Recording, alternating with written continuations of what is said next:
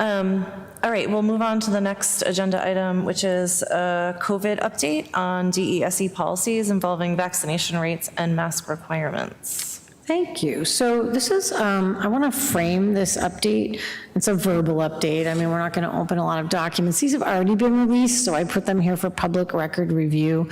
This was the one that extended the mask mandate to November 1st and provided the start of what would be what they call off-ramping for masking potentials. And so, you know, I think it's important at this point to provide an update because people in our community know that the state DESE provided a framework that, you know, the October 15th beginning to be able to apply for the variants if you meet the 80% percentage for vaccination.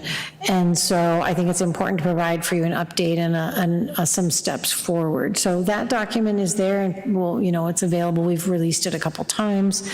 I think the important messaging that I want to have echoed kind of some of our work around COVID recovery, where the language is, we plan to go slowly to go far safely.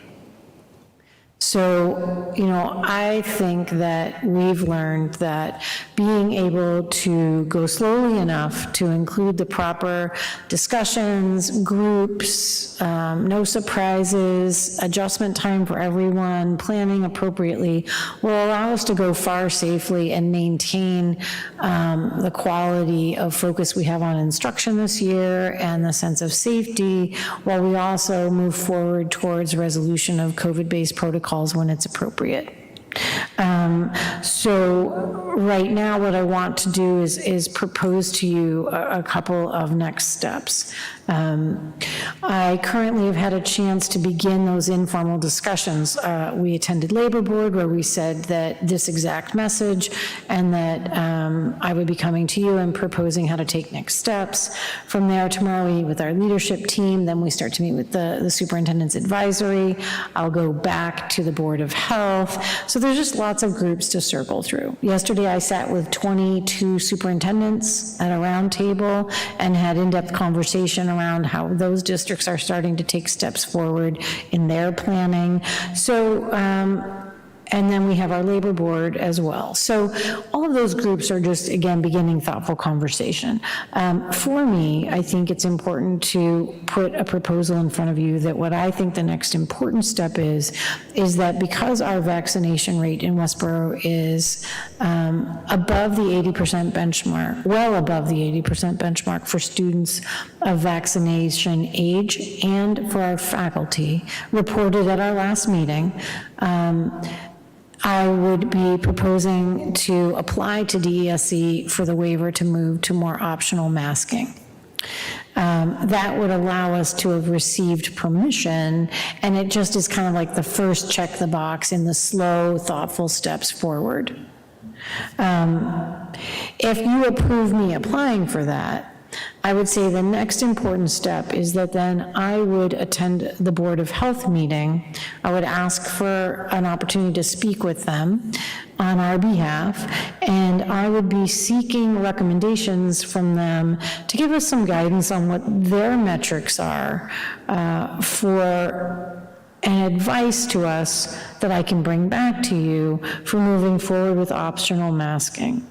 And I would be clear with them that the school committee is asking for data-based guidelines grounded in guidance from the Department of Public Health and DESE, with also a look at the CDC guidelines, but those should be measured with acknowledgement of our state and town vaccination and illness rates. So CDC speaks to the nation, which is a very different perspective and covers a wide array of different circumstances. We then have state circumstances, local circumstances, and guidelines from other important groups. I would be wanting to voice that recommendation to them, that we would be seeking their guidance on when they would be feeling that they would be able to give us metrics of approval to begin flexible optional masking. I would then bring that back to you, let you have discussions about it, and all those other groups I talked about, to just propose in ways that we would and when we would step forward. Again, the acknowledged approval and acceptance by the Board of Health to make those moves merits that it's most appropriate to ask them to put in the time and energy to tell us what they see as the benchmark guidelines. They can see the same data that we can. They know the best guidance that DPH is providing.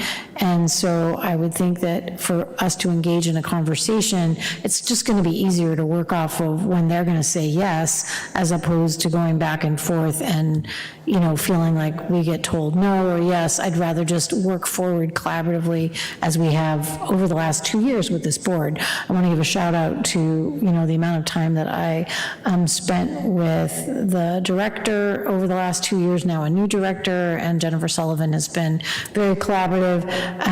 And Dr. Ehrlich last year when he was chairing gave us really strong, well-grounded advice. We look forward to our ongoing work with this team this year to kind of continue to answer questions. So I guess we'll be seeking 2 actions from you. 1, approval to apply to the state. 2, direction to visit the Board of Health and to propose that they start discussing when they would be comfortable, what they would need to see. And then I want to be clear that I would then expect that based upon those recommendations they share and what they think, it needs to come back to you for discussion and for us to finalize what we would be asking for and working with them on. I would like to make a motion that you apply, that we as a district apply to the state for the mask waiver based on our current vaccination data. Second. Any discussion on that?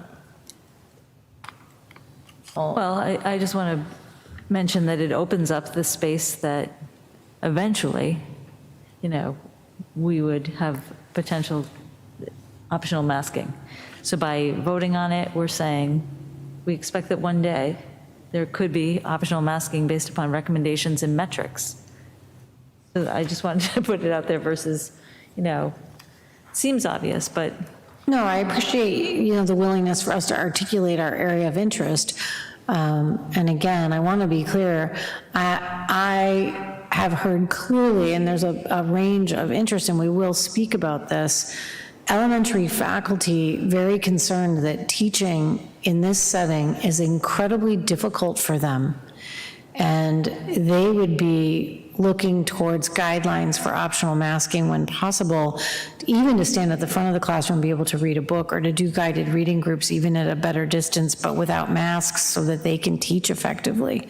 Elementary-based teaching goals are incredibly important with young learners, and teachers are articulating concern around, again, this would be optional. If a teacher didn't want to do that, they would not need to. But there are teachers who feel that they cannot meet instructional goals with children masked and are already beginning to ask for flexibility, as well as the fact that young children's voices are very, very hard to hear. They know that those students will remain masked until the state gives us better guidance. But for vaccinated individuals to be able to provide proper instruction, those are the kinds of discussions we need to open up, and we need to be able to be engaged with the Board of Health so they understand the complexities and the needs we have in order to guide instruction. I've had some of that articulated conversation with them, but I want to be clear that, you know, we are hearing from staff. It's not just, you know, my perspective. It's this teaching in that framework impacts their capacity to do good work. So those are things that we're trying to grapple with, which make it an important ongoing discussion. So my understanding, so correct me if I'm wrong, step 1, I'm very procedural. Step 1, you're going to ask DESE for an exemption. Step 2, you're going to go to Board of Health and ask for some metrics where we can, guidance and metrics from them. Step 3, you come back to the school committee and we have to approve whether the mask mandate can be optional or not. So, Yes, so your steps are well articulated.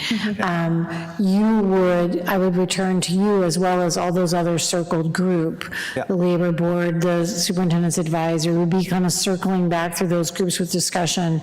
And then I would come to you to say, here's the final layout of what we want to propose, exactly what we did last year.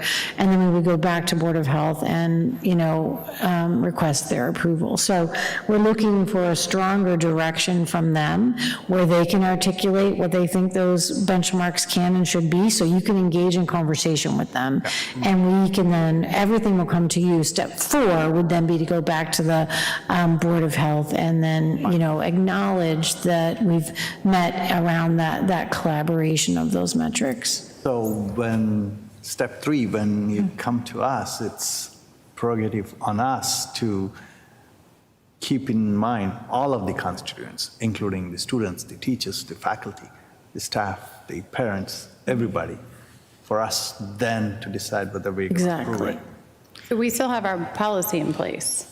So we would relook at our policy and adjust that. And then the waiver is for optional masking for vaccinated individuals. So that would still leave anyone unvaccinated Correct. with the mask. Correct. I mean, depends what we do with our policy, but that's, yes, I would make it assumption that, well, actually. It don't be blanket option. Well, based on the waiver, it would actually just. Right, and again, this is a good conversation, and again, we're going to go slowly to go far safely. And I think that you'll see a continued evolution as well, because that's why data needs to ground this discussion and guidelines from Department of Public Health. Because I anticipate, that we will see a cycle of vaccination for 5 to 11-year-olds become available. That will shift. Then the next layer of masking for unvaccinated students who are in school with us. So I think we're going to have a couple transitional phases for the year, and moving to some options. We'll have to work with the board. First, let's ask them and see where they are using the data guidelines, and then we will have this kind of public, clear, and articulated discussion together. Ask is when you go to the board, it's not just when can we trigger the mask optional, but when can we claw back if things go bad. Exactly. Both Right. metrics should be available. Yes, and that's the goal of asking for the Board of Health to engage in the conversations they need to have so that you can listen to them. They listen to conversations like this that you're having. We can then, listen to them, process and think about where they are and learn where we can come together around health and safety for everyone and the best instructional flexibility and moving back to the most typical experience that every faculty and student member wants to have in their school experience. So we had a motion to apply for the state waiver, and there was a second. Is there any further discussion? I guess I would just thank everyone who went out and got vaccinated, because that makes a huge difference in this process, and Andrew and all the students and faculty that have been wearing their masks every day to school. So thank you for your agree. vigilance. I agree. I was at the high school today, and I was at Armstrong yesterday, and community-wise, our students we've said they look a little busy, but their mask compliance and their focus on that is amazing. So I agree. Yeah. Any other discussion? All in favor? 0 in favor of applying for the waiver. And the second piece of that is I would like to direct you to visit the Board of Health. I don't think we need to take an official vote on that, but we do support you in visiting the Board of Health, and that we as a board are asking them for the data, for optional masking for those who are vaccinated, when and how that might happen. And then again, to your point, what is the data that would allow us to then ask vaccinated individuals to have to remask if there's a problem with numbers and all All that. right, so, and I would, thank you, I take that direction, and I'm happy to go with it. I just want to, I'm sure there are people listening to this conversation, I had a couple people that said that they would be, I want to, again, I want to reiterate, we will go slow to go far, we will share information along the way, there will be a range of opinions. I want to thank our parent community and our faculty community that our ability to work on teaching and learning is because we have not been swamped with position emails from people around what perspectives we need to take. And I don't believe at this stage in our work in the pandemic that, we need to be lobbied with multiple emails. I don't mean that disrespectfully. The voice of people coming forward to share their opinions, we will provide context for people to do that. But it becomes difficult when we're trying to send back thoughtful, reflective emails to people. Please remember that in the last year, we shifted to the FAQ, where you could direct comments through the Superintendent's Advisory Committee to your building-based PGA presidents and different people, and they brought that stuff forward, and we were able to galvanize a much more inclusive and thoughtful response mechanism against individual emails. I appreciate that people think that that's helpful, and on some levels I certainly understand it, but you also want our faculty, our principals, myself, all of you focusing on teaching and learning this year. So, I think if they have thoughts there's nothing to ask about yet. There's no proposal to change anything. We're beginning to talk about it, and I think that we need to let the evolution of what guidance we get from the Board of Health be the next step. And so I thank everyone for that patience, and, there's not going to be any surprises. So people can just move forward. Right now, we're thrilled with how things are going. Yeah, and I think too, I've had some families ask about events moving forward. They see that we're back to our more typical school year where we're having dances and homecoming events, and people are thinking about strings concerts and plays and stuff. And so I think that, what we did in the spring was really thoughtful in terms of event by event. What will be the protocols, who can attend, masks, no masks, all that stuff. And I think, and this will give us a nice opportunity to take it event by event and kind of see where that takes us. Right, there's definitely a range of time between receiving DESE's approval for optional masking to actually look at individual events and understand them with more flexibility and be able to work with the director of the Board of Health, which is how we worked all through last year when we were in a much higher state of risk, to ask questions about, I'm going to do this for this event following the guidelines, I'm going to do this, and it allowed us ways to move forward to provide the best instructional experience. So, right now, our anticipated goal is all of our events will move forward this year successfully. Homecoming will be amazing, we'll be outside, and we'll make sure that it's really fun and amazing, and we get back to these normal things. Yeah, I'm excited. All right, thank you. I didn't realize that, we'd have COVID updates back on our agenda this year, but it's for good reasons. I think that is sitting there so that we can, move towards looking at our policies and making sure that we can meet the needs of our students and our faculty.